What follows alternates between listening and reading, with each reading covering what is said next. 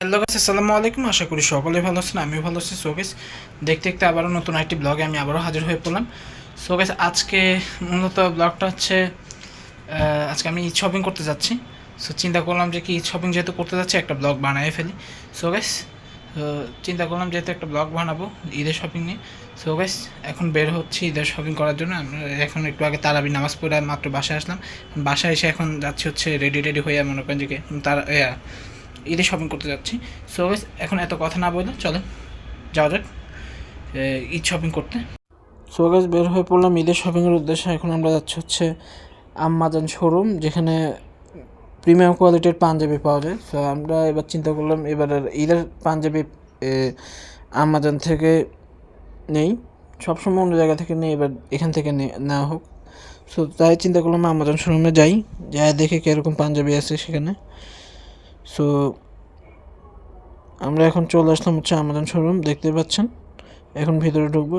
এটা হচ্ছে চট্টগ্রামের ইউনেস্কো সিটি সেন্টারের অপোজিটে আর কি আমাজন শোরুমটা। এটা আরেকটা ব্রাঞ্চ আছে হচ্ছে আপনার ফিনলেস সাউথ সিটিতে, সম্ভবত 3 তলা বা 4 তলায় হবে ফিনলেস সাউথ সিটির, আমি সঠিক জানি না। তবে ফিনলেস সাউথ সিটিতে একটা আছে, আর আরেকটা হচ্ছে এই ইউনেস্কো সিটি সেন্টারের অপোজিটে আর কি।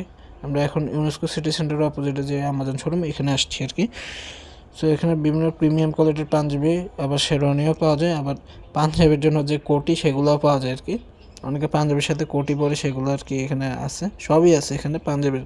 মানে এখানের কালেকশন সব পাঞ্জাবির। এখানে আপনি অন্যান্য কোনো শার্ট বা গেঞ্জি বা প্যান্ট পাবেন না, সবই পাঞ্জাবি পাবেন এখানে।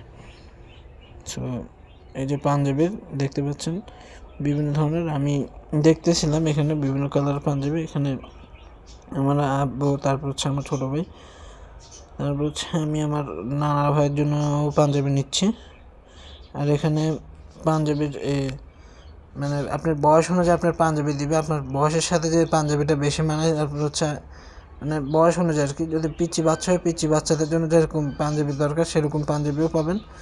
বড়দেরও যারা ইয়াং আছেন তাদের বয়স অনুযায়ীও পাঞ্জাবি পাবেন। তারপর হচ্ছে যারা আর কি একটু অ্যাডাল্ট বয়স্ক, তাদের বয়স অনুযায়ীও তারা পাঞ্জাবি দিবে।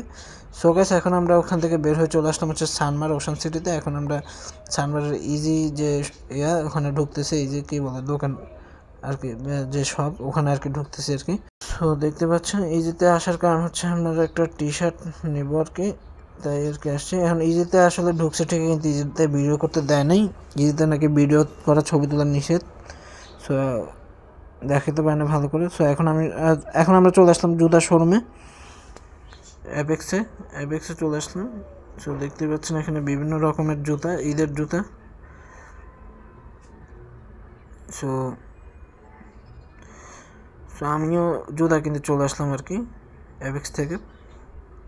সো আমি আসলে জুতাটা নিয়েও একটু কনফিউজ ছিলাম। আমি যে জুতাটা কিনছিলাম মনে হচ্ছে যে এটা থেকে হয়তো আরও ভালো জুতা আছে এরকম মনে হচ্ছে। তবে আমি যেটা কিনছি সেটাও অনেক ভালো। তারপর নিজের মনের মধ্যে একটা আলাদা সন্দেহ কাজ করতেছে আর কি। সো যাই নিচ্ছি সেটাও অনেক সুন্দর।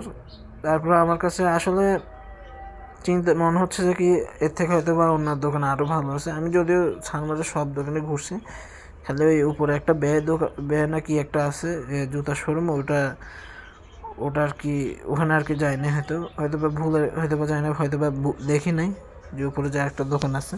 তো লাস্টে চিন্তা করুন উপরে তো একটা আছে। এখন মনে হচ্ছে যে কি যে ওখানে হয়তো বা আরও উন্নত কোয়ালিটি। আসলে সব জায়গায় একই কোয়ালিটি, তারপরে আমার মনের মধ্যে একটা সন্দেহ কাজ করে আর কি।